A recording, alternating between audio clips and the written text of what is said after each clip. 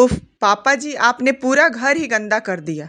अभी अभी सीमा ने पोछा मारा था और आपने चप्पलों के निशान छोड़ दिए। थोड़ी तो समझ होनी चाहिए आपको। आप बच्चे तो नहीं हैं। बहू अंजलि के मुंह से ये शब्द सुनकर रजत जी हतप्रभ रह से खड़े रह गए। कैसे जज की नौकरी में सिर्फ उनकी एक आवाज बड़े से बड़े मुजरिमों को हिलाकर रख देती थी, और आज उनकी बहू उन्हीं के घर में इतना सुना रही। तभी पत्नी किरण जी ने उन्हें सोफे पर बैठाते हुए कहा, कोई बात नहीं जी, बहू की बातों का क्या बुरा मानना। बस जुबान की तेज है, बाकी उसके मन में ऐसा कुछ नहीं है। अभी अभी पोछा लगा है ना, सूखा नहीं था। आपको देख कर आना चाहिए था। रजत जी ने पत्नी की आंखों में देखा और फीकी सी हंसी उनके होठों पर तैर गई, लेकिन आंखों के कोर थोड़े से नम हो गए। सोफे पर बैठे बैठे ही सोचने लगे कि कितने जतन से इस घर को खड़ा किया था। एक एक तिनका अपने हिसाब से रखवाया था इस घरौंदे का, ताकि रिटायरमेंट के बाद पति पत्नी सुविधाओं के साथ आराम से रहेंगे। लेकिन आज सारी दुनिया उनके कमरे तक ही सिमट गई है। कमरे से बाहर निकलो तो कितना कुछ सुनना पड़ता था उन्हें। जो कुछ भी बहू को पसंद हो वही होता था इस घर में। ये सब सोच ही रहे थे कि तभी किरण जी हाथ में चाय का कप लिए वहां उनके पास आ बैठी। पति को बहुत अच्छे से जानती थी वो कि अभी गुस्से में थे, और उनके हाथ की चाय पीकर उनका गुस्सा शांत हो जाता था।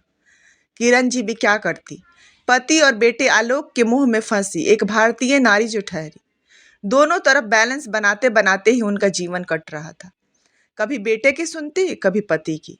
माँ और पत्नी का फर्ज निभाते निभाते थक गई थी। एक दिन सुबह सैर से लौटने के बाद पति पत्नी दोनों लॉन में बैठे थे। नौकर चाय रख के गया। 2 की जगह 3 चाय का कप उन्हें थोड़ा अटपटा लगा, क्योंकि उनके अलावा चाय सिर्फ आलोक पीता था, और वो उनके साथ कभी चाय नहीं पीता था।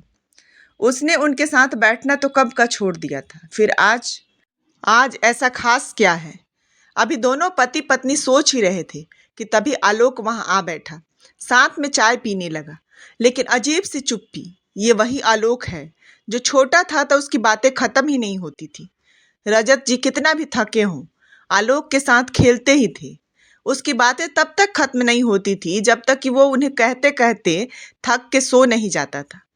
आज अजीब सी औपचारिकता ने अपनी जगह बना ली थी। बेटे और पिता के बीच खामोशी इतनी थी कि सांसों की आवाज सुनाई दे रही थी। जब किरण जी से नहीं रहा गया तो किरण जी ने उस खामोशी को तोड़ा।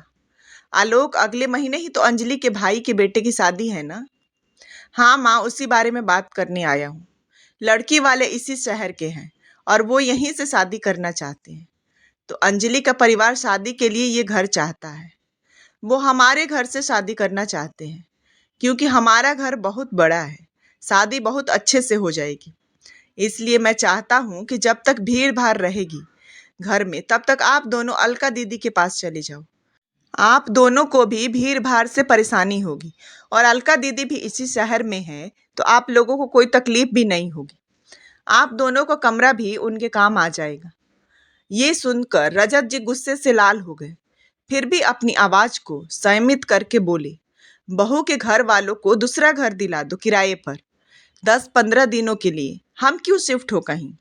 और बेटा, शहर में होटल होता ही है, उनसे बोलो होटल से शादी करे।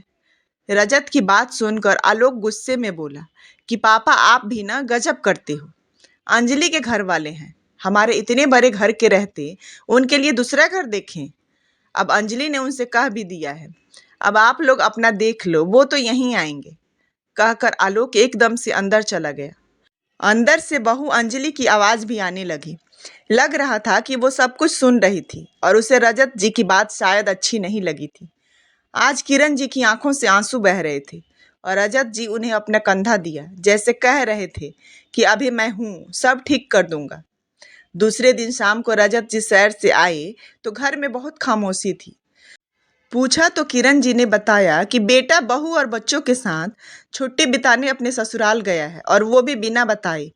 रजत जी मुस्कुराने लगे और बोले कि देख पगली, यही बच्चे थे जिनके लिए तू मुझसे लड़ती थी, जिनके लिए जाने कितनी रातें हमने जाग के बिता दी। आज वो हमारे घर से हमें ही जाने को कह रहे हैं। कोई बात नहीं, मैं भी इनका बाप हूँ। कहकर अंदर चले गए। 3 दिन बाद आलोक परिवार के साथ लौटा तो दरवाजे पर ताला लगा था। ताला देखकर आलोक परेशान हो गया। चौकीदार बैठा था, उन्हें देखते ही उनके पास पहुंचा। चौकीदार ने आलोक के हाथों में एक चिट्ठी दी। आलोक चिट्ठी खोलकर पढ़ने लगा। वो खत रजत जी का था, आलोक के नाम। आलोक, मैं और तुम्हारी माँ तीर्थ यात्रा पर जा रहे हैं। 1 महीने बाद लौटेंगे। तुम लोग अपने रहने के लिए अपने हिसाब से घर ले लेना, जो तुम्हारे और तुम्हारी पत्नी के हिसाब से हो।